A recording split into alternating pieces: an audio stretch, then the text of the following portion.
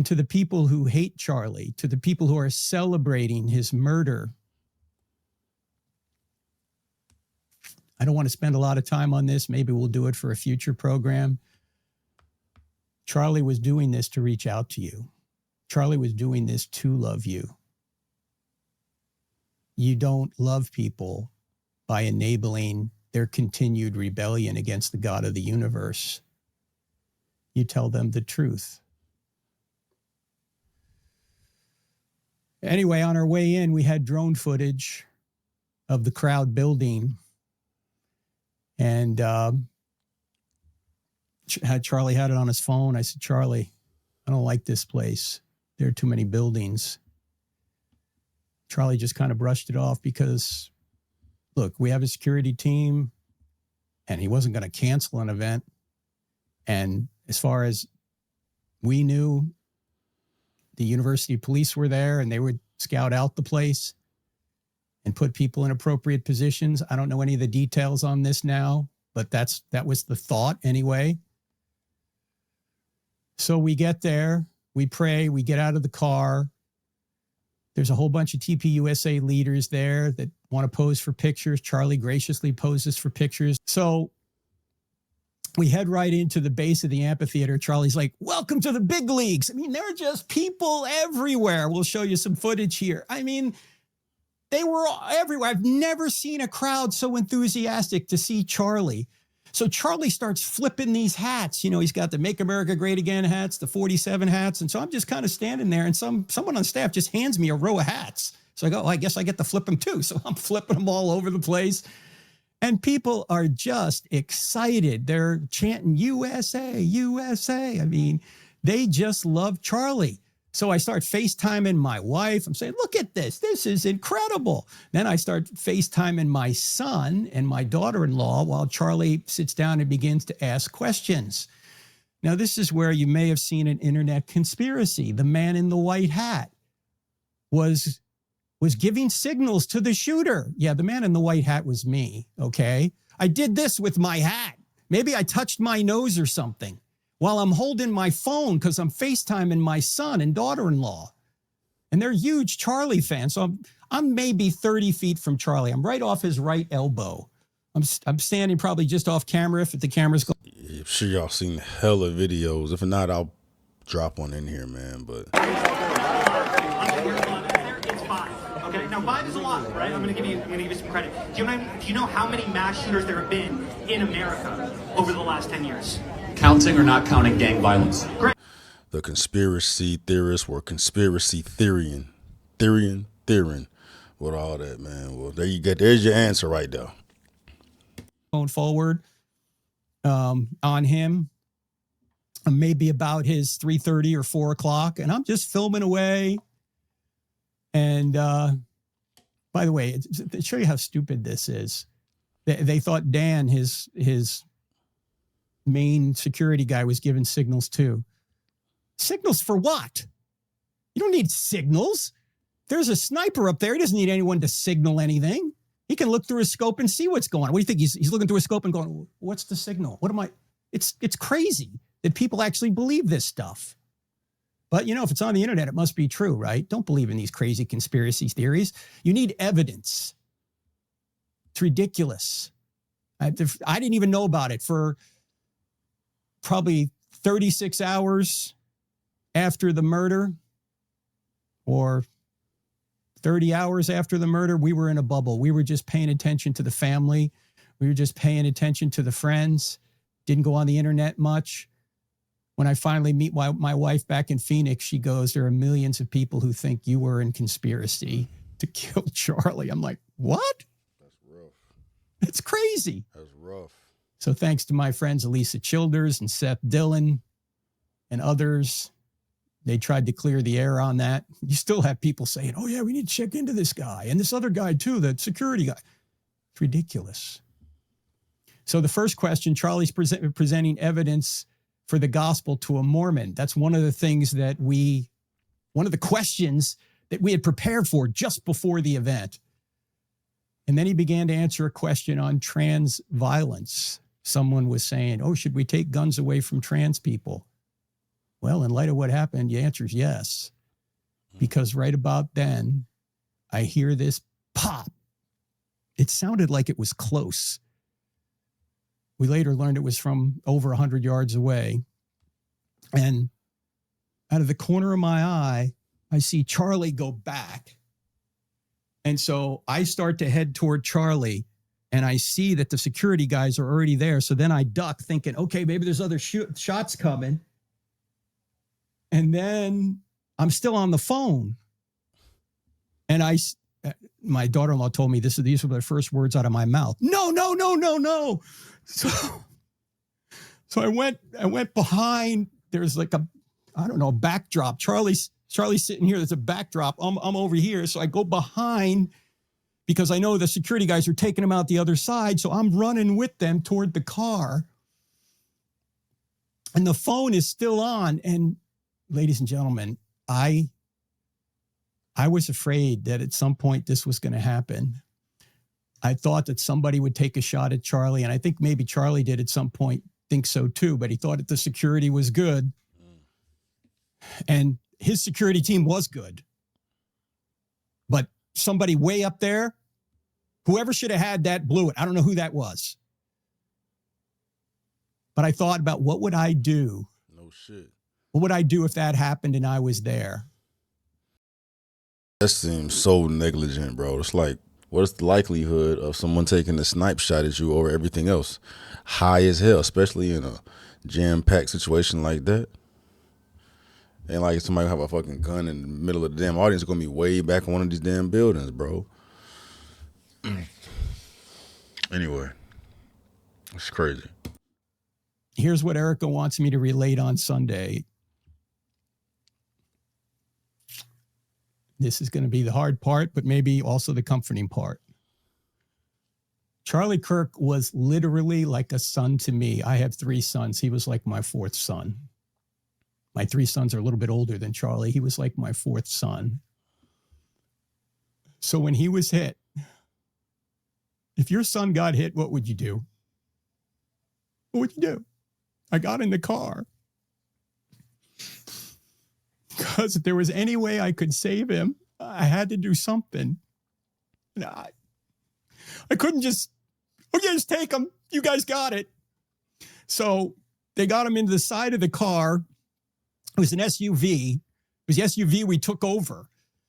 And I'm on one side, and there's actually some video of this. Somebody was taking video of this. I'm on one side of the car, the right side, and they're getting Charlie in. So I run over to the other side, but the guy who was dragging him in is now blocking that entrance. So at that point, I run around to the back. I pop the back gate open, and I jump in the back.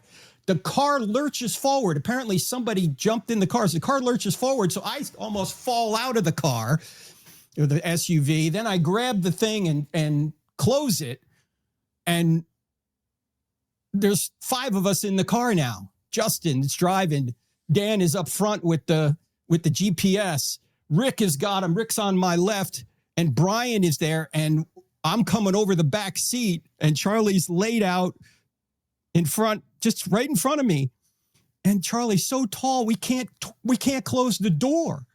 We drove 4 miles, I don't know, it's 4 something miles, all the way to the hospital with the door open. To this day, I don't know how Brian stayed in the car, because we're just go, go, go, go, go. We're trying to stop the bleeding. You saw it.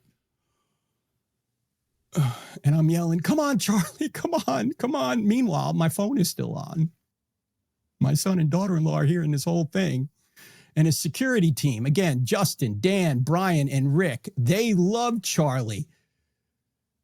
But they were much cooler than I mean, they're just carrying out, they're calmly, but they're swiftly doing exactly what they were trained to do. Rick starts praying out loud. I'm praying out loud. We're yelling, come on, let's go, let's go, let's go. My son's hearing all this. And we're doing the best we can to navigate traffic. This is not a highway. We're on surface streets. And suddenly there's an ambulance coming toward us.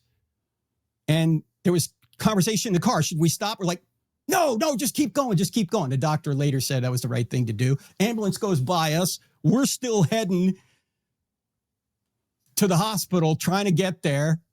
At one point, somebody says, let's get there in one piece because we're cutting through intersections. You know, we're just beeping the horn. This is not a emergency vehicle. There's no lights. There's none of this. And I go, we got to start CPR.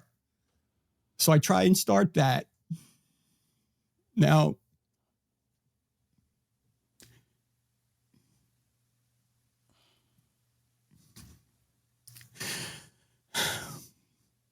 Charlie wasn't there. His eyes were fixed. He wasn't looking at me. He was looking past me right into eternity. He was with Jesus already.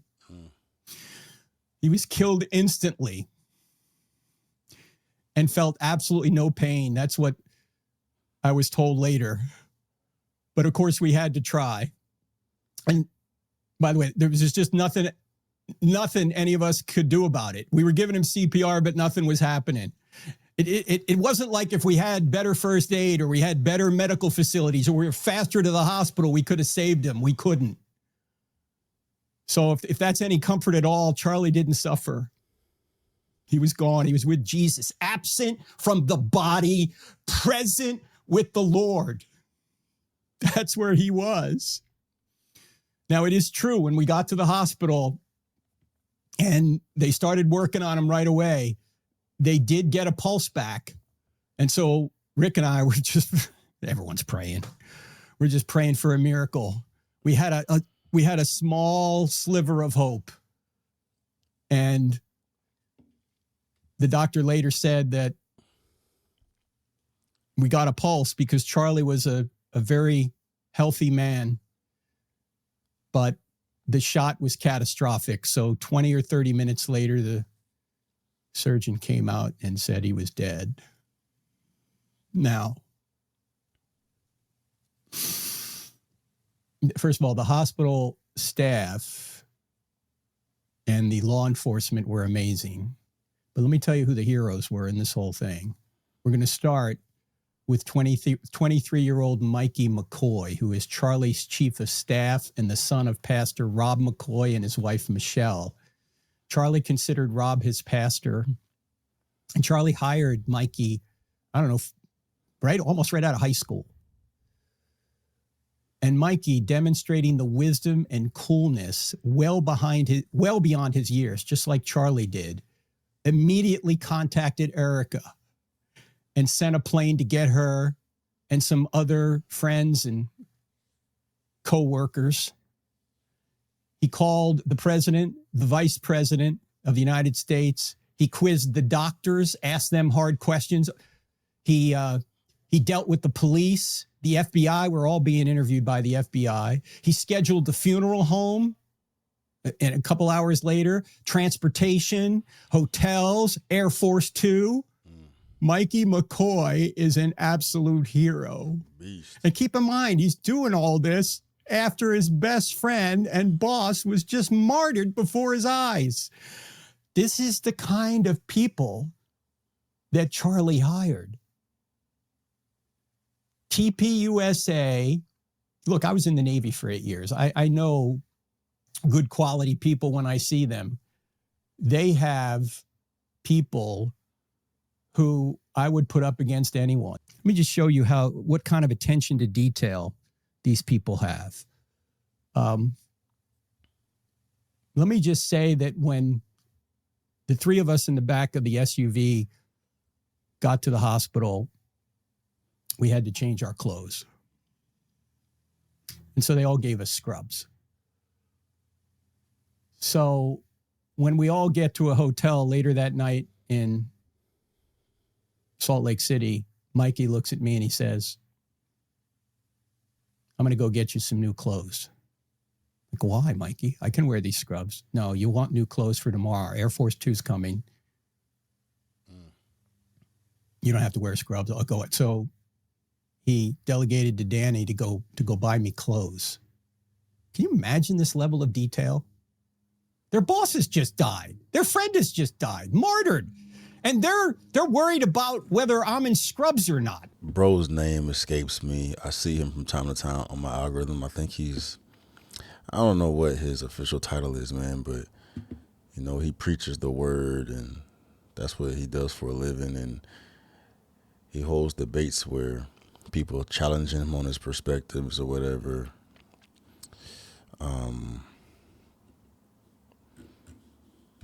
This is YouTube channel's called Cross Examined. Welcome to crossexamined.org. We exist to cross-examine ideas against the truth of Christianity. Here you'll find content from the Cross-Examine team led by our founder and president, Dr. Frank Turek, the co-author of the best-selling Christian apologetics book, I Don't Have Enough Faith to Be an Atheist. Our content includes Q&A clips from the live college campus, presentations around the country, debates with well-known atheists, interviews, podcasts, highlights, animation, shorts, and our weekly live stream. So he's working with Charlie, man, but I don't know about y'all, man, but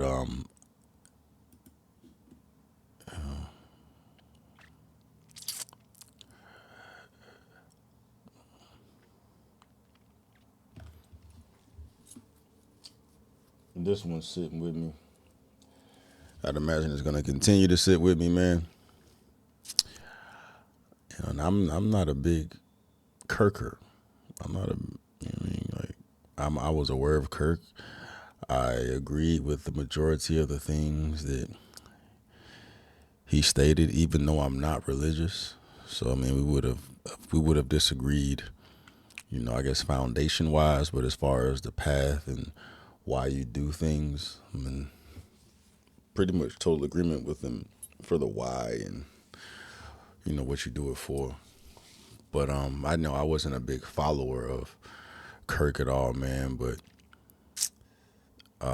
you know, his whole situation has probably affected me the most out of anybody that I can recall as an adult. And Nipsey Hussle was the one that rocked me the most because I had such a personal relationship with Nipsey's music. So, you know, that meant a lot to me personally.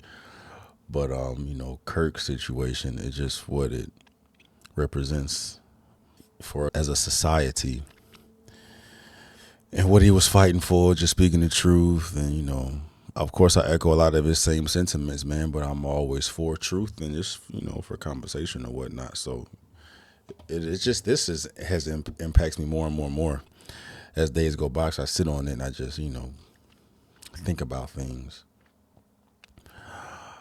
And I wanted to share that video with y'all, just especially the naysayers and the people that hate Kirk and think he's just the worst ever, man. It's like, if you can scrounge up enough hatred to demonize that event taking place the way it did, hearing it. I mean, it's one thing from seeing it, but then you're hearing other people's perspectives.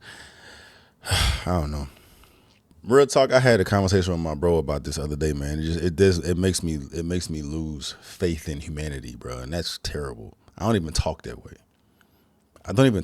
That's not something I'd ever imagine I'd utter in my life, bro. But, you know, as an adult, as a parent, as someone that's trying to do the right thing and voice the right things and just be open to dialogue and other perspectives or whatever, man, I always find myself giving the human populace the benefit of the doubt. But, you know, and I still do, because the majority of people still know that this was wrong, man. But to have that amount of pushback, that amount of clapback, when someone lost their life the way that they did, and what that screams to me when you do clap back at that, because all that says is you've been misled and you didn't do the work to even harbor the feelings that you have.